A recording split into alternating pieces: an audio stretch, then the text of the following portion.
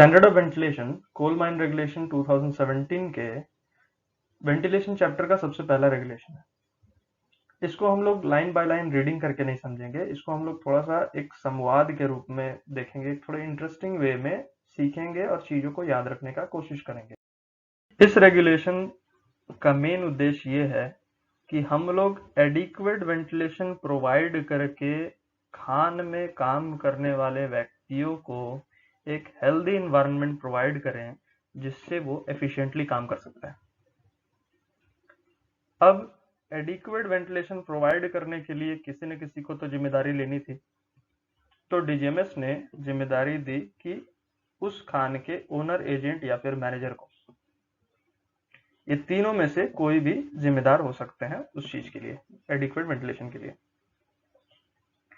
अब बात हुआ कि वेंटिलेशन तो एडिक्वेट देना है, लेकिन कहां कहां देना है।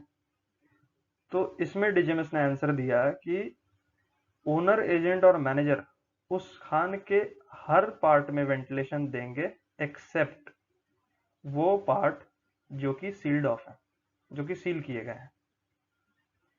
अब उन्होंने इसके साथ साथ सब रेगुलेशन नंबर 1 में ये भी स्पेसिफाई किया है कि एडिक्वेट वेंटिलेशन आप 4 कारण से देंगे।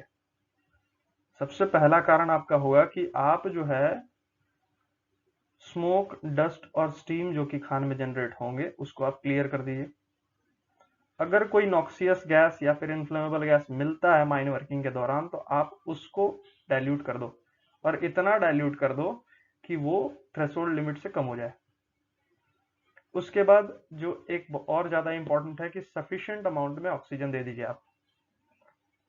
और लास्ट बात यह है कि टेम्परेचर और ह्यूमिडिटी का एक्सेसिव राइज, अन्यथा बढ़ना आप रोक लीजिए। कंट्रोल्ड वे में होना चाहिए, ह्यूमिडिटी और टेम्परेचर भी हो लेकिन एक कंट्रोल्ड वे में हो। तो सब रेगुलेशन नंबर 1 में डीजीएमएस ने ये स्पेसिफाई कर दिया कि प्रत्येक खान के ओनर, एजेंट और मैनेजर एडिक्वेट वेंटिलेशन प्रोवाइड करेंगे। लेकिन ओनर, एजेंट और मैनेजर के दिमाग में ये बात थी कि सर ये कुछ बता दीजिए आप कि एक पैरामीटर सेट कर देते हैं कि एडिक्वेट वेंटिलेशन कैसे देना है तो ज़्यादा अच्छा रहता है। जैसे कि आपने बात किया कि sir sufficient amount of oxygen होना चाहिए, तो ऑक्सीजन कितने % से ज़्यादा होना चाहिए या फिर कितने % से कम होना चाहिए, कुछ ऐसा कुछ फिक्स कर देते सर कि मिनिमम इतना होना ही चाहिए। नॉक्सियस गैस, इन्फ्लेमेबल गैस के लिए भी वैसे ही कुछ मिनिमम वैल्यू, टेम्परेचर के लिए कुछ मिनिमम वैल्यू की इतना नहीं पहुंचना चाहिए टेम्परेचर, इससे ज़्यादा नहीं होना चाहिए। और उस डेंजर पॉइंट से कुछ सेफ्टी फैक्टर भी दे देते कि इतना % से अगर एक्सीड करता है तो आप वेंटिलेशन अरेंजमेंट अपना सुधार कर लो। और सर ये भी बता देते कि जैसे हमको अगर खान में हवा भेजना है तो कितना हवा भेजें। और फाइनली हम लोग लास्ट में सब कुछ करके हवा तो नापेंगे, सैंपल तो लेंगे, तो वो भी कब लेना है, कैसे लेना है, ये सब कुछ बता देते सर। तो इसका आंसर डीजीएमएस ने कुछ दिया है इस तरह से। तो डीजीएमएस ने ये आंसर दिया है ओनर, एजेंट, मैनेजर को कि भाई आपको जैसे एडिक्वेट वेंटिलेशन प्रोवाइड करने के लिए क्वांटिटी भेजनी है, तो क्वांटिटी के लिए आप 2 तरीके से क्वांटिटी कैलकुलेट कर सकते हो, और दोनों में से जो ज्यादा होगा उतना आप कम से कम दे दो। तो 2 पैरामीटर्स पूछे गए कि सर क्या हो सकते हैं वो 2 पैरामीटर्स। तो उन्होंने कहा कि भाई एक पैरामीटर तुम प्रोडक्शन ले लो और एक पैरामीटर मैन पावर ले लो।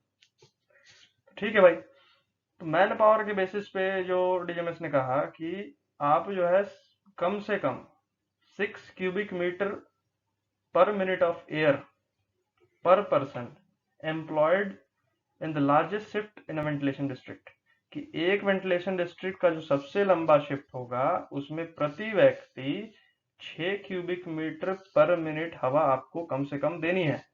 ये हो गया मैन पावर का मापदंड।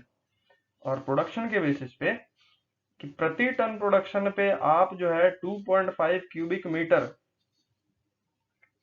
हवा पर मिनट दे दो कम से कम।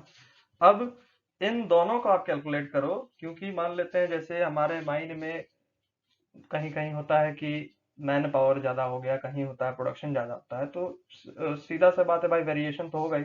तो जो दोनों में ज्यादा होगा उतना हम लोगों को कम से कम क्वांटिटी प्रोवाइड करनी है। ठीक है।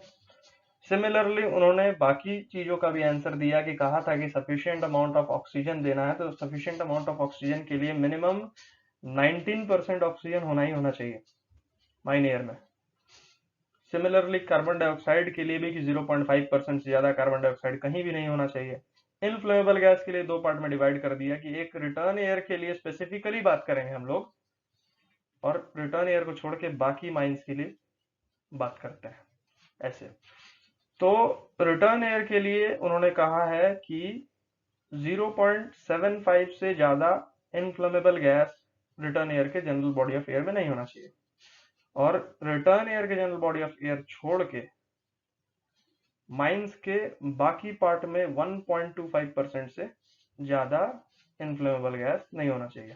सिमिलरली टेम्परेचर की बात कर लें तो टेम्परेचर कभी भी 33.5 से ज्यादा नहीं होना चाहिए यदि, लेकिन एक यहाँ सेफ्टी फैक्टर पुट कर दिया 30.5 का की, लेकिन 30.5 से अगर ज्यादा होता है कभी, तो आप जो है वेंटिलेशन में ऐसा अरेंजमेंट कर लो कि कम से कम 1 मीटर पर सेकंड का हवा वहां पे रहे।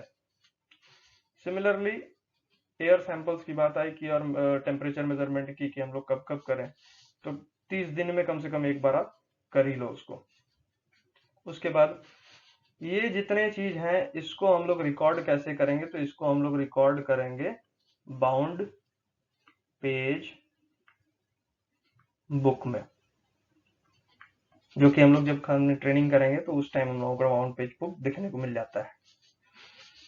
ये था हमारा सब रेगुलेशन नंबर 2। लेकिन इन सब के अलावा डीजीएमएस ने एक स्पेशल पावर अपने यहाँ रखा कि वो जब चाहे जहां चाहे जिस खान का अगर उसको वेंटिलेशन सही न लगे तो उसके लिए एक वेंटिलेशन स्कीम वो दे सकते हैं। अब यहाँ ओनर एजेंट और मैनेजर ने फिर से पूछा डीजीएमएस से कि सर ठीक है, आपने स्पेसिफाई कर दिया कि हम ही को दायित्व लेना है, ये कंडीशंस हमको फॉलो करना है, इतना क्वांटिटी कम से कम जाना है, लेकिन सर इतना क्वांटिटी कम से कम जाएगा कैसे? तो उस पर डीजीएमएस ने आंसर दिया कि आपको जो है मायने में आपकी जो भी वेंटिलेशन होगी वो एक सूटेबल मैकेनिकल वेंटिलेटर से होगी। मतलब आप जो है क्वांटिटी कैलकुलेट करो कि कम से कम कितना आप भेजोगे, उसके हिसाब से जो सूटेबल मैकेनिकल वेंटिलेटर उतना क्वांटिटी जो डिस्चार्ज करेगा उतना आप लगा दो अपने मायने में, इंस्टॉल कर दो। सब रेगुलेशन नंबर 4 में हमको ये पता चलता है कि डीजीएमएस ने अपने पास एक स्पेशल पावर रखा है कि डीजीएमएस के रीजनल इंस्पेक्टर को कभी भी किसी भी माइन में अगर ऐसा लगता है कि वहां पे वेंटिलेशन एडिक्वेट नहीं है, तो वहां पर वो रिटन ऑर्डर दे सकते हैं माइन के ओनर एजेंट या मैनेजर को कि आप जो है अपने वेंटिलेशन अरेंजमेंट्स को मेंटेन करो बढ़िया से। अगर उससे नहीं हो रहा है तो नया सूटेबल जो एडिक्वेट वेंटिलेशन के लिए जो जो इंस्टॉलेशन रिक्वायर है उसको आप इंस्टॉल करके एडिक्वेट वेंटिलेशन प्रोवाइड करिए, या तो पूरे माइंस के लिए या तो किसी पार्ट के लिए। आई होप आप लोगों को ये चीज थोड़ा इंटरेस्टिंग लगा होगा और समझ में भी आया होगा। Thank you.